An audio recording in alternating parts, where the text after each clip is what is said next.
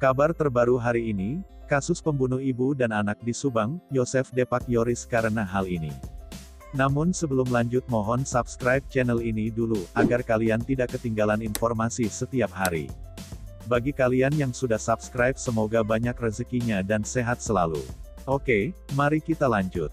Dampak dari terjadinya kasus pembunuh ibu dan anak di Subang dengan korban Yuti Suhartini dan Amalia Mustika Ratu, Yayasan Bina Prestasi Nasional yang didirikan Yosef, kini terbengkalai.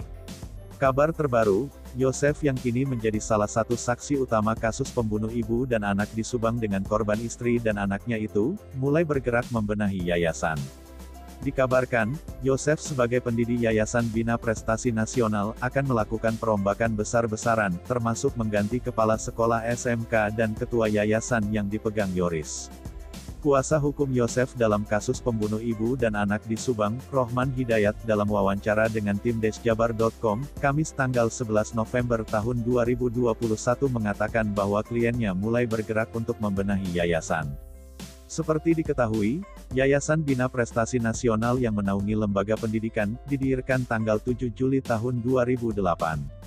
Dengan kepengurusan Yosef sebagai pendiri yayasan, Yoris ketua yayasan, Tuti Suhartini bendahara, dan Amalia Mustika Ratu atau Amel, sebagai sekretaris yayasan.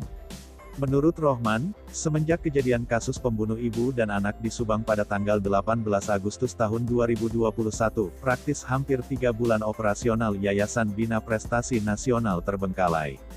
Yoris sebagai ketua Yayasan Bina Prestasi Nasional beralasan ingin fokus dulu dengan perkara kasus pembunuh ibu dan anak di Subang dengan korban Tuti dan Amel. Yosef akan ke Polres Subang untuk mengambil dokumen yayasan karena dia sudah ditelepon Polres Subang soal dokumen yayasan tersebut, papar Rohman. Yosef sebagai pendiri harus bergerak untuk segera mengoperasionalkan yayasan, karena selain kegiatan belajar sudah dimulai, banyak juga murid di SMK di bawah naungan yayasan yang ingin pindah sekolah, sehingga perlu surat-surat keterangan dari pihak yayasan. Selain itu, Pak Yosef ingin mempertanggungjawabkan soalnya adanya dana BOS dana hibah untuk bangunan, paparnya. Yosef sebagai pendiri kemungkinan akan menunjuk kepala sekolah baru, karena kepala sekolah lama tidak aktif lagi setelah ada kasus ini. Selain itu, Yosef juga harus segera menunjuk bendahara baru pengganti almarhum Tuti Suhartini, agar proses penggajian para pegawai di yayasan bisa segera diselesaikan.